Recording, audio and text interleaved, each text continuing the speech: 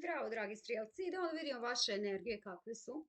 Ovo su čitanja za ljubav, ali može biti bilo šta.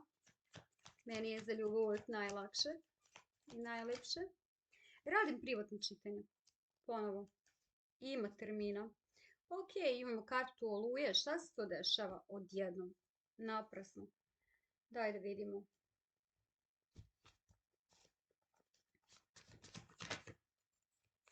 Karta sveta ide u tom smeru svakako. Karta meseca, kralj pehara. Obratite pažnju ko je oko vas. I ko se vraća? Dva pentakla. Ili neki player, igrač, koji zna kako, ali ne prošlost. Ili neko koga poznajete već. Vitez pehara. Ili neko ko je uopšte prošlost. Energija kao prošlost. Možda neka stara lekcija ili nešto vam je nekad trebalo. Pa niste dobili od nekoga, kako kome. Vitez pehara, karta lude. Aš štapova. Dva pehara, jako dobre karte. Vitez štapova. Paž mačeva. Paž štapova. Koliko viteza? Kraljica štapova.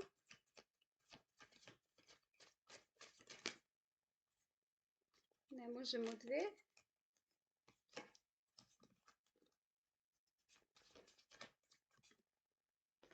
As mačeva.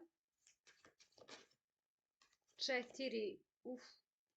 Četiri štapa. Verovatno, neverovatno, 99% poznajete nekog koji ima nešto pored s čime završava. Da li je to druga žena ili se tek razveo ili se tek riješio nečeg. Tek ostavio nešto. Znači, takva osoba vam dolazi u život. Ali, znači, ja bih ovo protumačila kao da ste u pauzi od poslednje veze do ovog lika imali bar dvojicu. I to su sve bili onako ili mlađi ili nebitni ili... A sad ovako, možda ne vidite ili se dešava, a ne vidite koliko u stvari može biti dobro.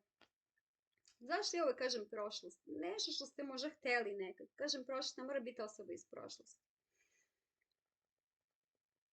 Ovi imaju nešto simpa što vas privlači. I sad možete se usuditi, na primjer, da uđete u avanturu, ili već jeste, i da to ispadne nešto ono baš. Ili je možda bilo toga, pa ih nije bilo, ako je prošlost, ako ste bili s njima, onda ti neki tamo paževi, razumete? Ali osoba, ako na primjer ste bili sa nekim ovakvim, imao je preča posla, očekujte da će se vratiti. Prosto imaju nešto da reši. Ili takvog srećete. Znači, sretnete ga, nestane, bar na dan, 2, 3, 5, vaš život ide, on reši šta ima i opet se vrati. Ako me razumete. Malo mi je smotano ovo čitanje, ili sam ja smotana danas, baš sam naradila.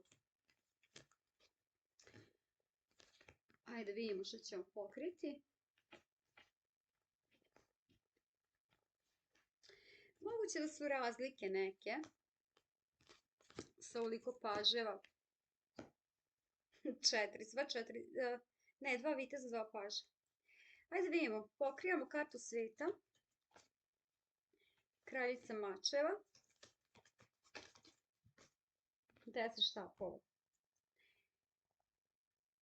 Nešto teško je za vama, dobro. Da li je to situacija ili osoba, to vi znate. Karta meseca, 9 pehara. Zašto ne vidite šta dolazi?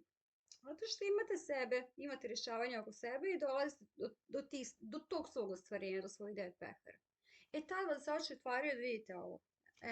Da vidite jasnije ovo. Ne znam da li ste bili s njima, ali sad postaje ozbiljnije. Kartu pravde pokrijamo, kočija. Karta vraga. Hermit. 9 pentakla. Sad ovako, vama prošlost traži da izaberete sebe ovoga puta. Možda ćete imati. Zašto se meni mešaju prošlost i budućnost? Ne znam, to vi znate. Uglavnom ovog puta ćete morati odigrati tako da više volite sebe. Znači opet imate priliku da uđete u neku vezu koju možete sami zajebati. Pa pomeranje granica, na primjer. Znači ne, sad se to ne traži. Samo malo. Pokrijam viteza pehara. I tako to kad živite sa burazerima, uvijek neko kuca, zove, zvoni. 7 mačeva, pa pokrijemo sve, opet ćemo vidjeti. Onda vitez štapova 5 pehara, ajmo ovog paža mačeva pokriti. Karta suda i 8 mačeva, ajmo paža štapova pokriti. Hierofant i 3 štapa. Ono što sam rekla od prošlosti pa do ovoga, ne bih rekla da je ovo iz prošlosti, nego da je popravni. Da je veza koja sad može da uspe, a nekad niste umeli. Sad ovo je kakav će put biti do te veze, koja možda ne bude ove sedmice čak. Znači možda se aktiviraju ovi žabci. Znači bar jedan dolazi s 7 mačeva, bar jedna izdaja. Ili je to bilo? Vreme je likvidno. Onda sledeći, sve će upropastiti, sjebati vam vreme, financije i ko zna šta još. Onda, znači, rešavate da izađete iz moda žrtve. Onda se dešava, na primer, vi znate šta je ovo vama, ali sad, na primer, paž štapova je uvek lik koji ne nudi puno. A u stvari, hierofant je tu i 3 štapa. Znači, nećete očekivati možda u startu puno. Kao ajmo se malo zabaviti. A u stvari, tu leži moguć bik. To je ta pomoda koja se pojavljuje. Sad sa kraljem pehara, to je sigurno taj na kraju, sa kraljem pehara na početku, već sam rekla. Ponuda je možda bila ranije ili ste odbili ili nisu stigli i da je daju jer su imali preča posla. To kad završe, eto ih. Može lako biti da je ove sedmice, a nekom prvo ovo treba se izdešava, pa razumete. Tarot treba znati i slušati. Ajmo neki savjet. Kralj mačeva, vitez pentakla.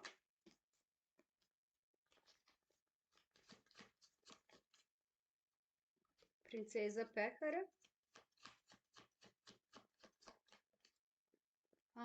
As mačeva i očekujte vi svakako energije iz prošlosti. Meni je kralj mačeva uvijek neki ljuti bivši koji dolazi po nešto svoje.